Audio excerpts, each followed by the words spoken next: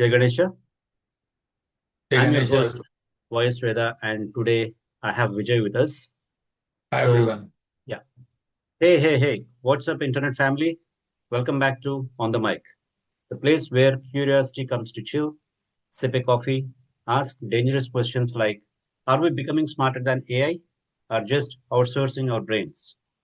So, if this is your first time here, buckle up because today's episode is not just a podcast, but it is a mirror for your mind, your emotions, and yes, even the part of you that Googles the spelling of restaurant.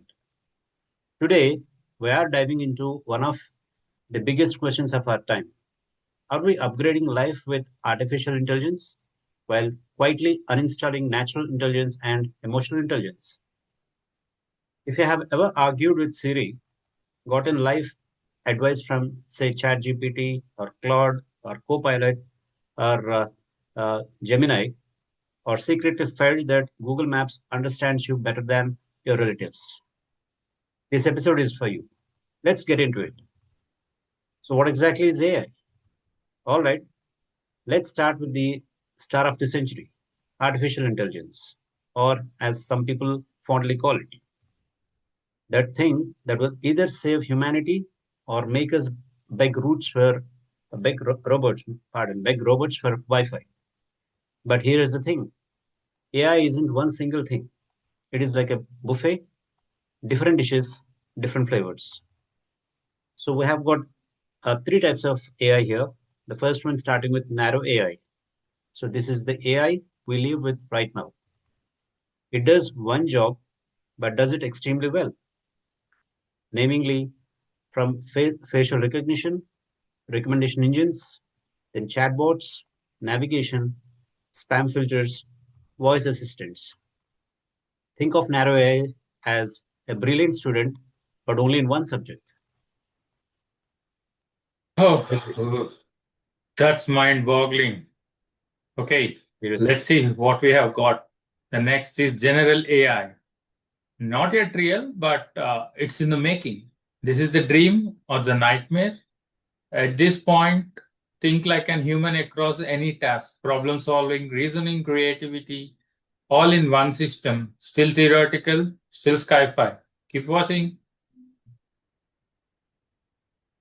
Over to you, Yep. Chakri. Yes.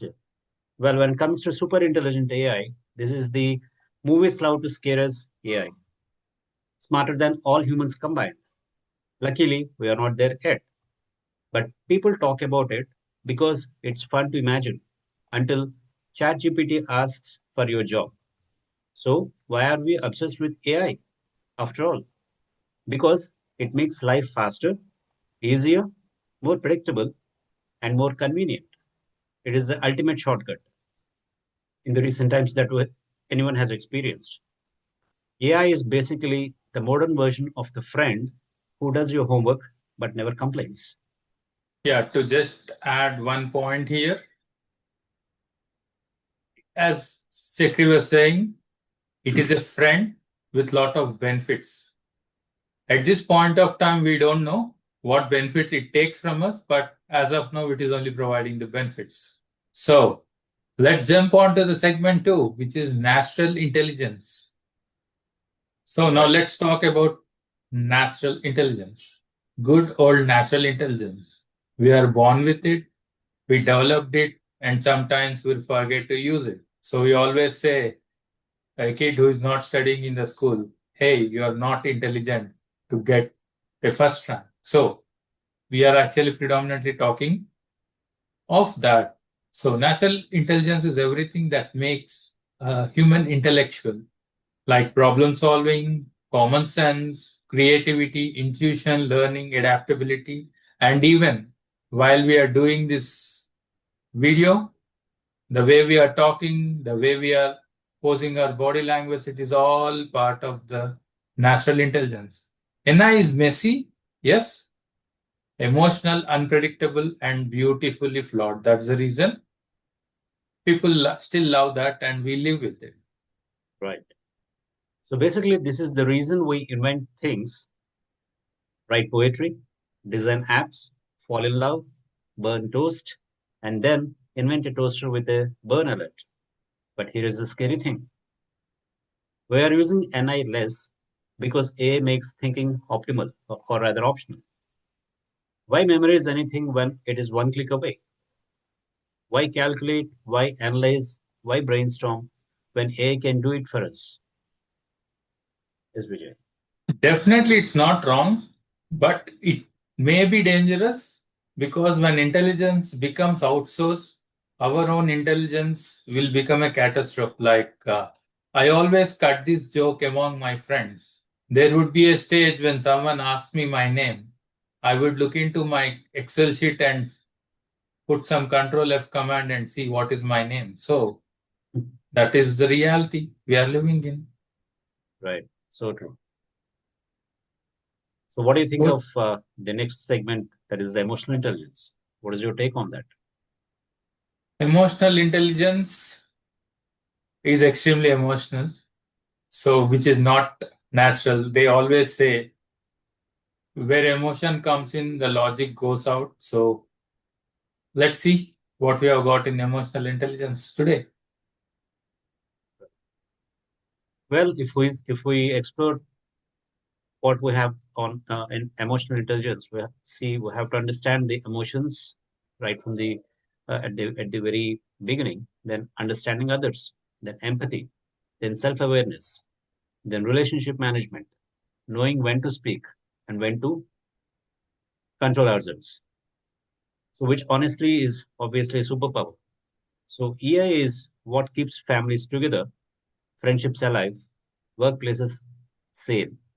So, it's what makes us human. So, it is the hard software inside the head hardware. So, and here is the twist: as AI grows stronger, AI becomes more valuable, but not less. Yes, Yeah, Vijay. machines can mimic emotions, machines can detect sentiment, but machines cannot feel. Not because they Okay. are cold, but because they don't have a heartbeat. I think we would have seen in a lot of sci-fi movies that we put some emotion in a robot and all, and how it starts behaving. Okay, so that's definitely a sci-fi world. Still, we are very, very far from that reality. But fingers crossed. Let's see what we have got Right. in the So, future. fundamentally, what is the difference among all these three? Let's bring it all home. So, under AI, if we see the very nature of AI, at least as far as that we have experienced so far, it has been fast, brilliant, super efficient. Certainly, it is also uh, brilliant for good for data, tasks, and optimization. Not human, neither emotional, certainly. And coming to natural intelligence, certainly it is creative. That is what we are all born with, at least. Intuitive, messy, then innovative. Certainly good for problem solving, invention, imagination, and human by design. Yes, Vijay. Coming to emotional intelligence, as we speak, it's all related to empathy, connecting relationships. It's good for leadership, the communication, how we behave with others. It's more to do with heart uh, rather than brain. So it's kind of a soul of the human. So without NI and natural intelligence and emotional intelligence, we cannot imagine a human life. But So true. we have to see how AI is challenging us. Just to correspond, what AI does, it is the brain of a machine. Then NI is the brain of a human. AI is the soul of a human. So without NI and AI is just a calculator on steroids. Yeah, that's true. Well said. Well said. So are we chasing AI at the cost of NI and AI, Vijay? What is your take on that? Definitely not. See, at the end of the day, since human evolution, every time human want to get into a comfort zone, uh, the prior history always looks, what do you say, kind of a little nostalgic. I think maybe currently we are in a transition phase, but we have to figure out because we are kind of, I would say, a starting or a midst of this entire change. So, 15, 20 years down the line, they have to Right. figure out. Well, just to add a few more points to this, see, if we just look around, where from the time that we get up, we are chasing speed, we are chasing perfection, and we are chasing automation. But in the process, aren't we losing patience, then empathy, curiosity, creativity, the things that make us the very us? AI should make us feel better, but not replace us. It should enhance NI and amplify EI. So not erase them. So if we are not careful, we might wake up one day and realize that our phones are smart and we are the ones buffering. It's not the other way around, but it's we who are the ones buffering. So coming to sum up all these points as a part of conclusion. So here is the big punchline. AI may be the future certainly, but you are the original intelligence. You are the OG, the source code, the spark that created every invention humanity has ever made. AI can answer questions certainly, but only humans can ask the right questions. AI can process data certainly, but only humans can process life. AI can predict behavior, but only humans can feel love, joy, anger, sadness, wonder, emotions. The list can go on. And that strange craving for biryani at 2 a.m. in the midnight. So here is my challenge for you this week. Use AI, enjoy AI, play with AI, but don't let AI replace the magic in you. Because the world doesn't need smarter machines, the world needs wiser humans. What do you say, Vijay, on this?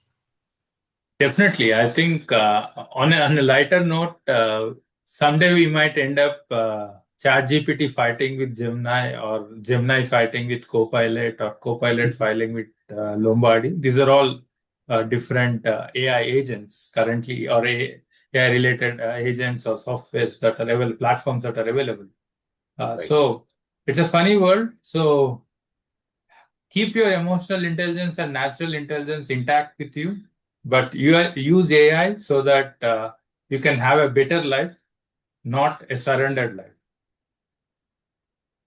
Yes, viewers. So this is on the mic, and if this episode made you smile, think, or recheck your relationship with your own brain, hit that like, subscribe, and bell icon like you're rebooting your destiny. So, and remember, until then, stay curious, stay human, stay intelligent, Yeah, naturally and emotionally. yeah. Before we kind of close today's discussion, yeah, we definitely give the privilege to the users or the viewers to use AI to get the gist of this entire meeting. That is allowed. You can happily do that. But however, we want you to completely understand the video, like it, share it, and subscribe it. Good night. Well, we'll see you in the next episode. Until then, your host, Voice Veda and Vijay, signing off. Har Har Mahadev. Good night and Jai Hind. Har Har Mahadev.